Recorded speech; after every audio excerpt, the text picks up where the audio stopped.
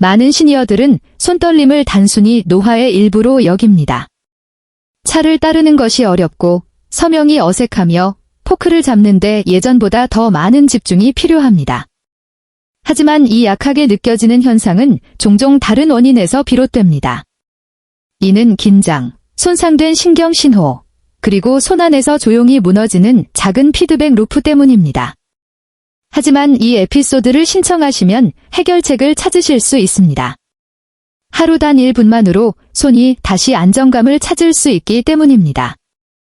과학과 살아있는 경험이 만나 강인함과 명료함으로 나이 들도록 돕는 시니어 건강 팟캐스트에 다시 오신 것을 환영합니다. 오늘 우리는 손떨림이 발생하는 이유와 함께 악력을 힘이 아닌 신체의 제어 시스템을 예상치 못한 방식으로 재설정하는 작은 신체 패턴을 통해 어떻게 재건할 수 있는지 탐구합니다. 자, 이제 흥미로운 부분입니다. 프런티어즈 인 노랄러지의 2021년 연구에 따르면 60세 이상 성인의 25% 이상이 본태성 떨림 징후를 보이지만 대부분 일상생활에 지장을 주기 시작할 때까지 진단을 받지 않는다고 합니다. 그리고 그때쯤이면 많은 분들이 너무 늦었다고 느낍니다. 그래서 오늘 제 맞은편에는 한 세기 이상 이 과정을 지켜보았음에도 여전히 매주 진료실에 나와 시니어들이 상황을 역전시키도록 돕는 분이 앉아 계십니다. 이분은 일본의 최고령 현역 의사이며 오늘 그가 공유할 내용은 여러분이 손을 바라보는 시각을 영원히 바꿀 수도 있습니다. 다시 뵙게 되어 반갑습니다. 존. 대부분의 사람들은 손떨림이 손에서 시작된다고 생각합니다. 하지만 진실은 더 깊은 곳에서 시작한다는 것입니다. 신경계, 근육 긴장도 심지어 어린 시절부터 해온 미세한 움직임까지 모두 패턴을 만듭니다. 그리고 그 패턴이 약해지면 시스템 전체가 그 리듬을 잃기 시작합니다. 그 말이 저를 놀라게 하는군요. 너무나 이치에 맞기 때문입니다. 우리는 항상 근력 운동이나 관절 건강에 대해 이야기하지만 손을 인도하는 신호, 긴장, 악력, 심지어 우리가 알아차리지 못하는 손가락의 움직임에 무슨 일이 일어나고 있는지는 결코 생각하지 않습니다. 정확합니다. 그게 바로 대부분의 사람들이 놓치는 부분입니다. 우리는 손떨림을 단순히 노화의 부작용처럼 취급합니다. 하지만 사실 그것들은 메시지입니다.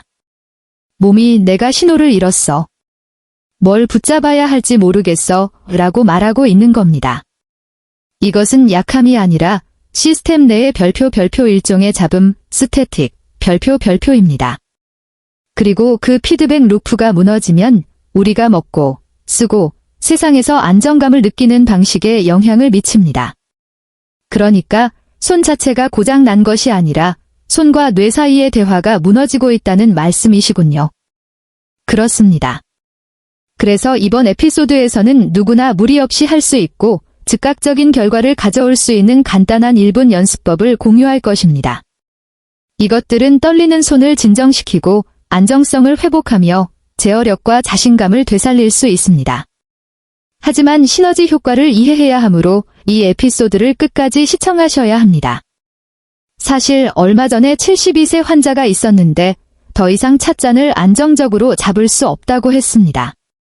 평생 독립적으로 지냈고 여전히 운전하고 요리하고 정원에서 일했지만 최근에는 물을 따르는 것만으로도 손이 떨리기 시작했습니다.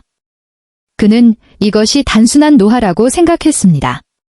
하지만 몇 주간 매일 손 자극을 한 후 그는 웃으며 돌아왔습니다. 그는 존, 이제 잉크 한 방울 흘리지 않고 다시 글을 쓸 수 있게 됐어요 라고 말했습니다. 마치 내면의 무언가가 재연결된 것 같았습니다. 정확합니다. 기억하세요. 손은 단지 신호가 필요할 뿐입니다. 그러면 박사님, 이 방법의 첫 번째 단계부터 시작하겠습니다. 박사님께 마이크를 남기겠습니다. 우리는 압력으로 시작합니다. 무겁거나 경제적이지 않고 그저 자신의 엄지의 무게로 반대편 손목 위에 부드럽게 올려놓고 좌우로 미끄러지듯 움직입니다. 각 손목당 약 30초 동안 이렇게 하세요. 피부 바로 밑에 감각신경을 활성화시키는 느리고 꾸준한 움직임입니다. 이 신경들은 뇌가 손의 위치와 긴장을 추적하는 데 도움을 줍니다. 그리고 이 신경들이 사용되지 않으면 그 신호가 희미해지기 시작합니다. 이 희미해짐이 종종 떨림과 악력 상실이 스며들도록 허용하는 것입니다. 그러니까 이 작은 움직임, 단순히 엄지손가락으로 누르고 미끄러지는 것이 실제로 그 연결을 다시 불붙일 수 있다는 말씀이시군요. 이것은 놀랍습니다. 치료처럼 느껴지지 않고 단순한 접촉처럼 느껴지기 때문입니다. 정확합니다. 하지만 이것이 바로 신체의 경이로움입니다. 손목을 통과하는 요골신경과 정중신경 모두 고유 수용체로 가득 차 있는데 이것들은 뇌를 끊임없이 업데이트하는 작은 메신저와 같습니다. 심지어 가벼운 압력과 움직임으로 자극하면 신호 체인을 재활성화시킵니다. 일본 신경과 클리닉의 연구에 따르면 시니어들이 이것을 하루에 2번 수행했을 때 식기 사용 제어와 필기 능력이 향상되었다고 합니다. 그리고 최근 스탠퍼드 연구에서는 30초 동안 집중적인 손목 자극이 2주 이내에 손의 안정성에서 측정 가능한 개선을 가져왔습니다. 따라서 이것은 근력에 관한 것이라기보다는 신호의 명확성에 관한 것, 즉 신체가 다시 주의를 기울이게 하는 것에 관한 것입니다. 정확합니다. 신체는 빠르게 반응합니다. 약해서가 아니라 기억하고 있기 때문입니다. 우리가 하는 일은 단지 신호를 주는 것뿐입니다. 이렇게 작고 조용한 무언가가 신경학적 파급 효과를 일으킬 수 있다는 것은 놀랍습니다. 그리고 하루에 단 1분, 하루 2번만 필요하다는 사실은 누구나 접근하기 쉽게 만듭니다. 우리는 몇 시간의 치료에 대해 이야기하는 것이 아니라 손과 뇌 사이의 대화를 회복시키는 몇 초간의 주의 깊은 시간에 대해 이야기하는 것입니다. 그렇다면 첫 번째 신호를 보낸 후 활성화해야 할 다음 신호는 무엇입니까? 다음으로 우리는 압력에서 온기로 이동합니다. 혈액순환은 신경의 언어이기 때문입니다. 손이 차갑거나 뻣뻣해지며 잃는 것은 단지 편안함만이 아닙니다. 정밀함, 균형, 반응성이 손실됩니다. 따라서 우리는 손바닥, 즉 자신의 손바닥을 사용하여 반대편 손목 위를 넓고 느린 원을 그리며 부드럽게 회전시킵니다. 시계 방향으로 15초, 그런 다음 반시계 방향으로 15초 동안 실시하여 마찰, 열, 혈류를 생성합니다. 이것은 거의 의식처럼 들립니다. 단순한 움직임이 아니라 의도입니다. 그리고 온기는 단지 기분 좋은 것 이상의 역할을 할 것이라고 상상합니다. 물론입니다. 일본 전통의학에서 우리는 온기가 인식을 전달한다고 믿습니다. 마찰은 피부로 피를 끌어당깁니다. 하지만 더 중요한 것은 사지, 로 여러분의 집중을 다시 끌어당긴다는 것입니다. 오사카 대학의 연구에 따르면 이러한 부드러운 자가 마사지는 노인의 표면 온도를 높이고 몇 분 안에 신경 반응을 개선했습니다. 그리고 신경학적으로 온기는 근육을 이완시켜 떨림을 악화시키는 미세 경련을 줄이는 데 도움이 됩니다. 따라서 단순히 손목을 문지르는 것처럼 보일지라도 실제로 시스템 전체를 재설정하고 있는 것입니다. 정확합니다. 피부는 단지 표면일 뿐이지만 메시지는 더 깊이 전달됩니다. 감각이 온기와 짝을 이룰 때 신경계는 더 주의 깊게 듣습니다. 제가 강력하다고 느끼는 것은 이것이 얼마나 의도적이냐 하는 것입니다. 사람들에게 빠르거나 세게 움직이라고 요구하는 것이 아니라 그저 존재하고 몸이 몇 년 동안 무시했을 수도 있는 무언가에 집중하라고 요청하는 것입니다. 그리고 그러한 종류의 고요하고 느린 인식은 거의 움직이는 명상처럼 느껴집니다. 박사님, 이 연습의 3번째 층으로 계속 진행해 봅시다. 네, 존, 이제 감각과 혈액순환을 활성화했으니 저항을 도입합니다. 손바닥을 부드럽게 맞대는데 기도하는 자세가 아니라 손가락 끝을 정렬하고 팔꿈치를 살짝 들어 올립니다. 5초 동안 누른 다음 천천히 풀어줍니다. 이것을 약 10회 반복하여 손이 긴장과 이완을 파도처럼 느끼도록 합니다. 그런 다음 다시 손가락을 연결하고 손을 안쪽으로 밀고 완전히 이완합니다. 역시 10회 동안요. 네, 그리고 그것을 마친 후에는 손을 맞대고 5초 동안 누른 채 유지한 다음 이완합니다. 정말 매혹적입니다. 노력을 느끼도록 신경계를 훈련시키고 동시에 노력을 놓아주는 방법을 훈련시키는 것처럼 들리기 때문입니다. 단순히 꽉 쥐는 것이 아니라 꽉 조임과 느슨함의 차이를 인식하는 것에 관한 것입니다. 정확합니다. 그 대조가 바로 마법이 일어나는 곳입니다. 시니어들이 악력을 잃을 때 그것은 종종 근육이 너무 약해서가 아니라 신호가 무뎌져서 더 이상 안정화하는 방법을 모르기 때문입니다. 이러한 등척성 유지는 손이 정밀함을 다시 배우도록 돕습니다. 도쿄 기반의 고유 수용 훈련 연구는 3주 동안 매일 1분 동안 집중적으로 손바닥을 누르는 것만으로도 손의 안정성이 크게 향상되었음을 보여주었습니다. 그러니까 근육량을 키우는 것이 아니라 제어력을 재건하는 것이군요. 맞습니다.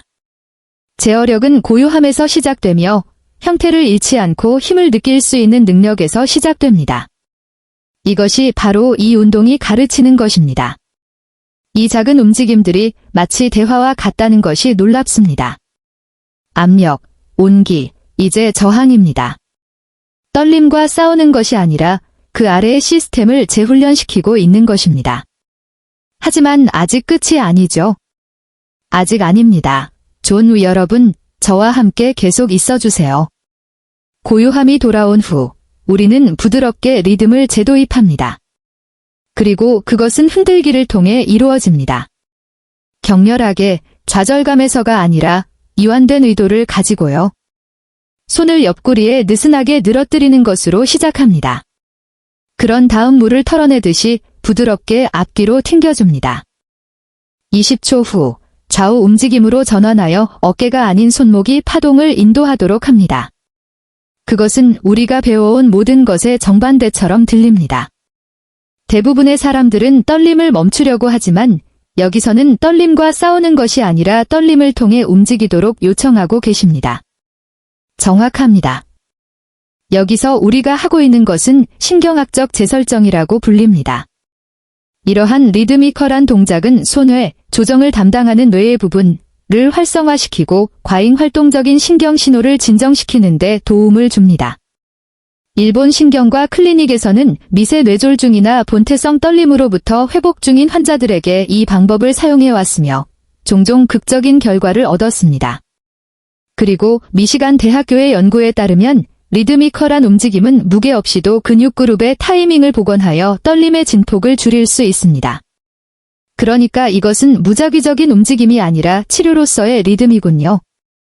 네, 그리고 리듬은 의학보다 더 오래된 것입니다. 그것은 신경계의 모국어입니다. 이것은 박사님께서 과거 에피소드에서 하셨던 말씀이 떠오르게 합니다. 신체가 항상 더 강해질 필요는 없고 단지 더 잘 조화될 필요가 있다는 것입니다. 그리고 이 경우 손이 원래의 박자를 다시 찾도록 돕고 계십니다. 이제 거의 다 된 것 같습니다. 다음 운동은 무엇입니까? 네, 거의 끝났습니다. 하지만 마지막 운동이 가장 중요합니다. 그러니 여기서 멈추지 마세요. 다음 신호는 대부분의 사람들이 손과 연관시키지 않는 신호이지만 가장 강력한 신호 중 하나입니다. 손바닥을 이마로 가져와서 원이 아닌 수직의 긴 스트로크로 느리고 단호한 마사지를 시작합니다. 목표는 단순히 얼굴을 이완시키는 것이 아닙니다. 3차 신경을 자극하는 것입니다. 이 신경은 뇌관을 얼굴과 연결하며 손과 턱의 근육 조정에 영향을 미칩니다. 마찰을 통해 온기를 발생시킴으로써 우리는 자율신경계 깊숙이 도달하는 진정 반사를 활성화합니다. 정말 놀랍습니다. 이마 자극과 손 제어를 연결할 생각은 전혀 못했을 것입니다. 하지만 신경학적 체인을 설명해 주시니 이해가 되기 시작합니다. 네, 그리고 이것은 전통적인 일본 치유법과 현대 뇌과학 모두에 뿌리를 두고 있습니다. 교토에서는 스트레스로 인해 유발된 떨림을 가진 시니어들에게 이 연습을 가르쳤고 몇 분 안에 그들의 손이 진정되기 시작했습니다.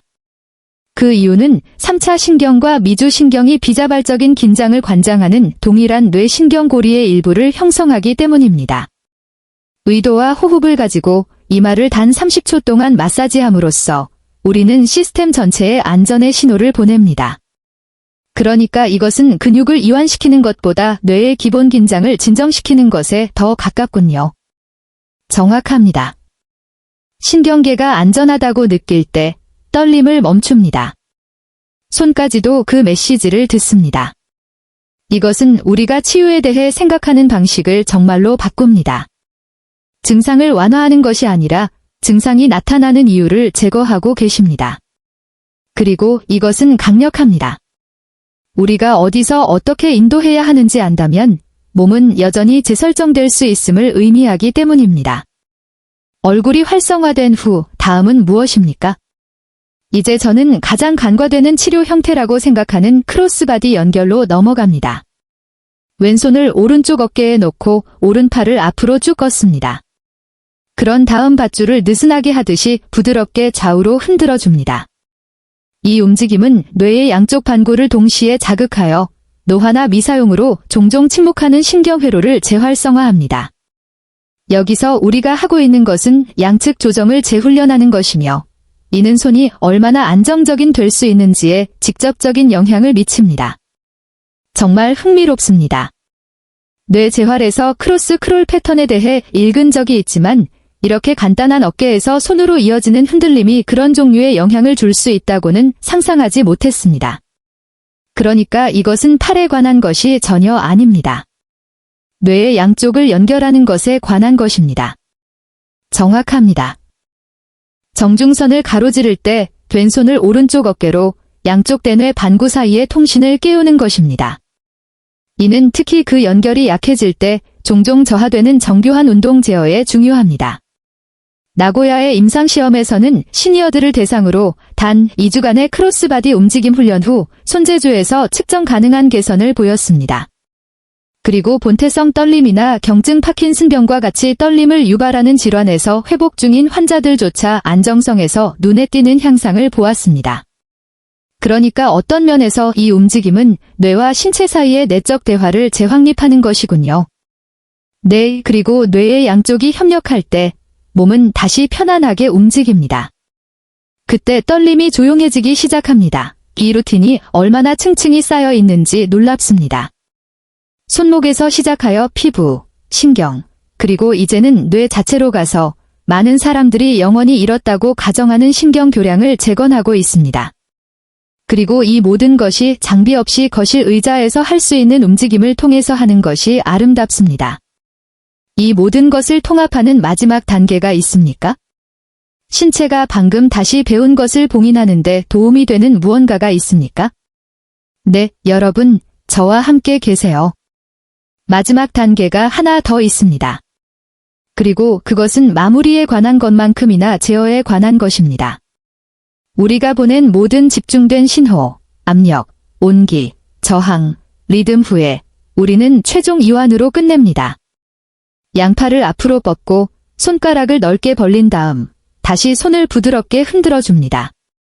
이번에는 그 움직임이 팔꿈치와 어깨를 타고 올라가도록 합니다. 그런 다음 멈춥니다. 팔을 앞에서 5초 동안 안정적으로 유지한 다음 천천히 무릎으로 내립니다. 이것은 상징적으로 느껴집니다. 마치 방금 한 모든 것을 등록할 시간을 몸에 주는 것처럼요. 시스템이 통합할 수 있도록 노력 후에 멈춤을 주는 것입니다. 정확합니다. 이 마지막 스트레칭과 유지는 신경계를 안정시켜 운동 신호가 새롭고 더 균형 잡힌 패턴으로 정착하도록 합니다. 일본 치료법에서 우리는 종종 몸이 끝났다는 것을 알 때까지 치유가 끝나지 않는다고 말합니다. 자세를 잠시라도 유지하는 것은 그 메시지를 전달합니다. 미국 물리치료 연구들도 이를 뒷받침합니다. 짧은 등척성 유지로 루틴을 마치는 환자들이 더 큰 운동 기억과 정서적 평온을 보입니다. 그러니까 이 마지막 부분은 통합에 관한 것입니다. 더 추가하는 것이 아니라 작업이 정착하도록 하는 것입니다. 네, 그것은 신체와 자신 모두에게 인식의 순간입니다. 진정한 재현은 거기서 시작됩니다. 이것은 우리가 건강에 접근하는 일반적인 방식과 그리고 자신이 손을 신뢰하는 방법을 다시 가르치는 것입니다. 그 관계는 양방향으로 치유됩니다. 놀랍습니다. 박사님, 여전히 시청하고 계신 모든 분들께 평소와 같이 이 에피소드를 마쳤는지 댓글로 알려주세요. 여러분의 이야기를 듣고 싶습니다. 이 비디오에 좋아요를 눌러주시고 다음 에피소드에서 뵙겠습니다.